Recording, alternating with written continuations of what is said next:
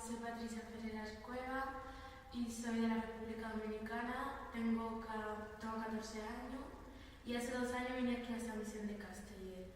Entonces, al principio, yo no conocía nada aquí, entonces un día vine a dar una vuelta por aquí y vi una biblioteca y entré.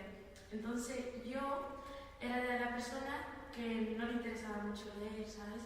Que cada día cogía un libro diferente y nunca se lo terminaba. Solamente leía el principio y el final nunca lo leía. Luego un día vi en Antena 3 una película de Divergente que me gustó mucho. Entonces vine aquí a la biblioteca a preguntar si estaba el libro de Divergente.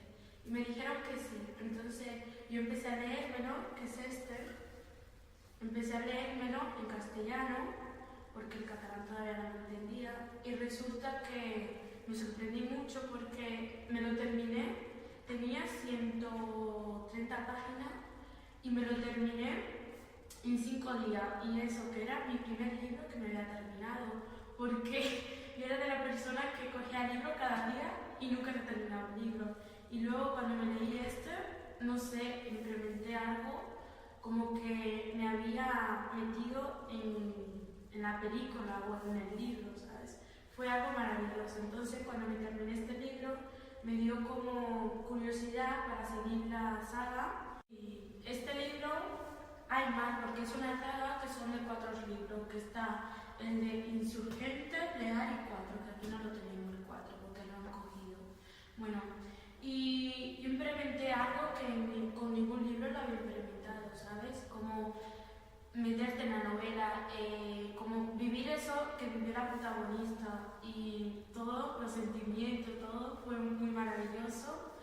Y entonces empecé a leerme que este también va súper bien y estaba súper bueno. Entonces, cuando más leía, más quería leer.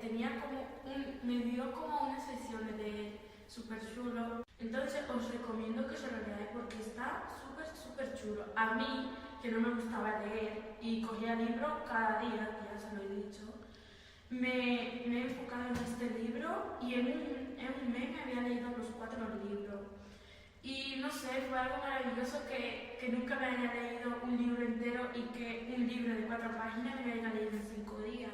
Y el último me lo leí en 3 días, ¿sabes? Es algo que lo invitaría a que lo pasen igual que yo, ¿sabes? No sé qué va a decir.